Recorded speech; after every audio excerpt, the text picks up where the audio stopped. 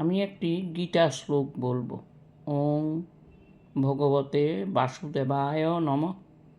সপ্তম অধ্যায়।